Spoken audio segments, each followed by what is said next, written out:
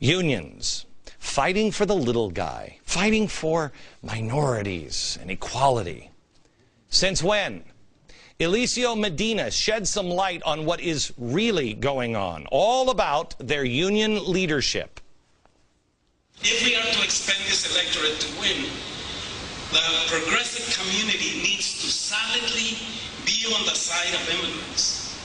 That will solidify and expand the progressive coalition for the future. And let me tell you, when you are in the middle of a fight for your life, you will remember who was there with you. You got it? The progressives. This is a union member saying what the political strategy should be. You just be with the immigrants. It's about power. Gaining and keeping power. But this time on a global scale.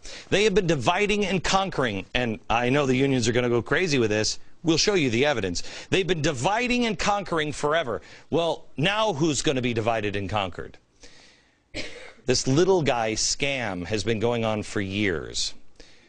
Now, because just as with a racist history of many politicians in Washington, most Americans have forgotten their history, and that is why we're here now. We have more on the history of union racism, and tomorrow, the history of American communism. It's a DVR show that you must have. Keep it for your children. You must do your own homework on this. And one more thought. That's on tomorrow's show. One more thought. I just got the New York Times list, and the Overton window is the #1 New York Times bestseller in America. I thank you for that. I thank you so much for reading and caring about what we do on this program. I hope I haven't let you down. And if you haven't read it, read it. We worked hard on it. I think you'll enjoy it. A thriller on what could possibly be coming our way. Open your mind just a little bit and pass it on to a friend. The Overton window, available in bookstores everywhere. Coming up, more with a guy who's studied this for a very long time. Next.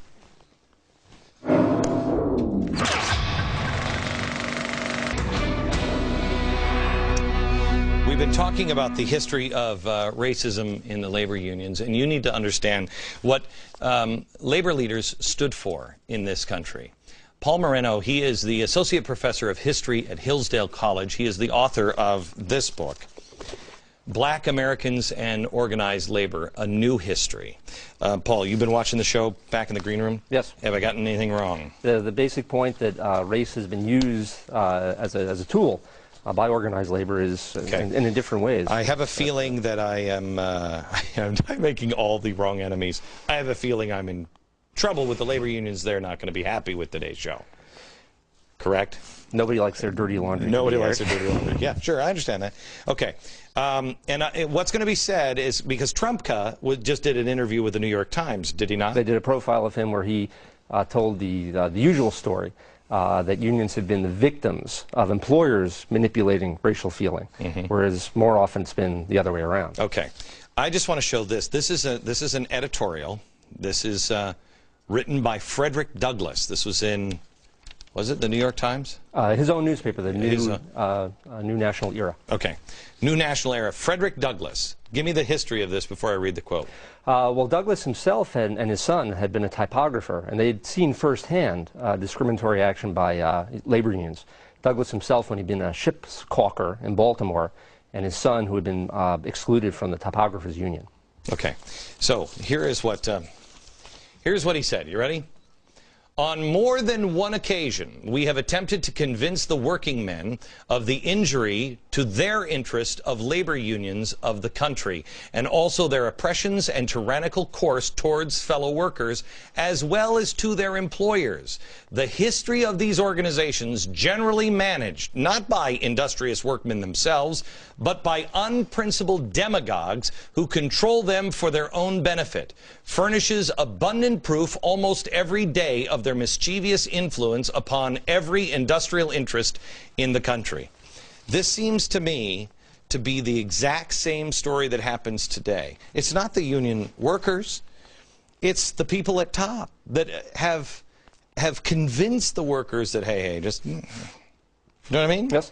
And considering the fact that we have a system of compulsory unionism in America, where as long as the majority of the work unit wants to join a union, the minority are forced to join, whether they want to or not. Okay, so I want to get into a little more of the history of the unions with you here in a second. But I want to ask you this: there is I'm trying to remember the labor union where if you opt out, you still have to pay dues.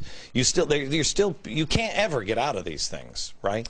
How is this when you look at history? And when unemployment goes up, when there's problems, when they start blaming things on the banks or the capitalists, et cetera, Marxist, communist, revolutionaries, and unions use race and everything else. Is there a way to diffuse this other than just knowing history? Well, I think if you look at black Americans especially, for a long time they opposed labor unions because they understood the basic principle of equality before the law and individual rights and those sort of classical liberal principles. So that even though they understood that unions discriminated on the basis of race, they had reasons to oppose unions on a non-racial basis as well, because they really don't benefit the workers generally.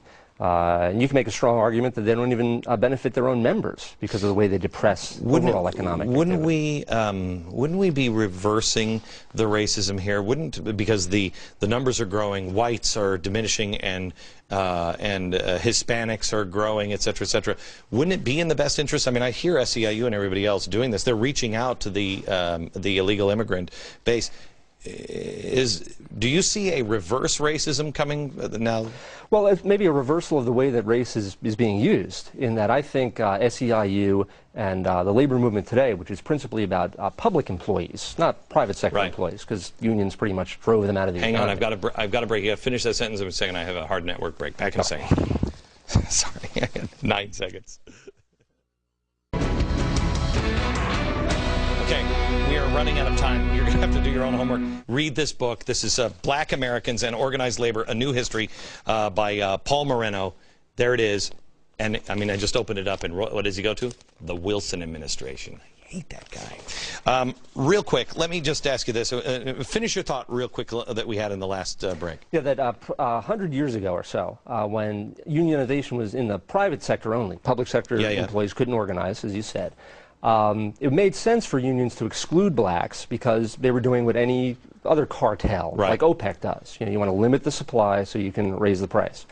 Today, now that private sector employment is disappearing and private sector unions are declining, in the public sector, a different economic incentive is there. There you want to broaden the numbers because you're bringing in really not so much union members as voters. Okay. So I think the strategy today is to bring these people, get them voting Democratic, and the Democratic Party will enact card check and other kind of legislation that unions want. America, I want you to know, this is controversial stuff, but you need to ask these questions and think along these lines. Read this book. And anybody who says, oh, that's old history, I'll bet you those are the same people that say our founders were racist. I'm just saying.